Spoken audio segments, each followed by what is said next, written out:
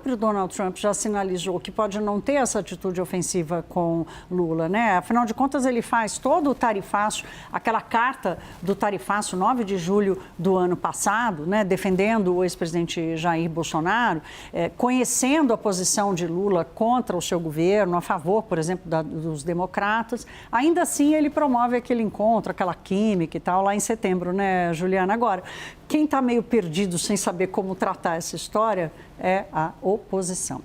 Na verdade, eles estão colocando uma palavra, principalmente nas redes sociais, que é contradição, né? Querem explorar essa aproximação ou tentativa de aproximação novamente que Lula está fazendo do presidente americano.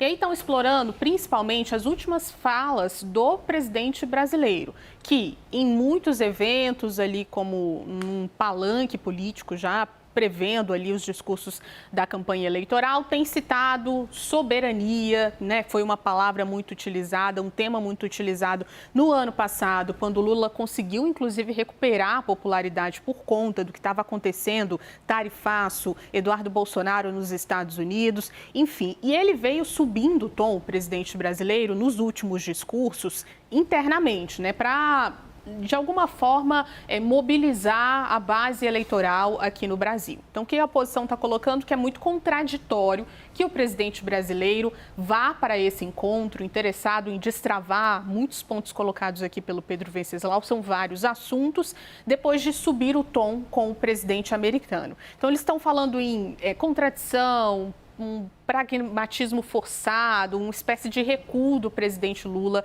nesse momento, nesse encontro com o presidente americano. Então, é um ponto interessante porque acaba abrindo um caminho para que a oposição volte a tratar desse tema, soberania, de alguma forma pressionando o governo brasileiro. E a gente está falando de dois espectros políticos, né? A gente está falando de esquerda e direita, de olho nas eleições de 2026. Esquerda querendo, mais uma vez, recuperar a popularidade do jeito como aconteceu no ano passado, num cenário que é diferente, e a oposição tentando testar esse discurso da soberania para entender se ele realmente faz alguma diferença no que diz respeito à vantagem eleitoral de Lula e de Flávio Bolsonaro.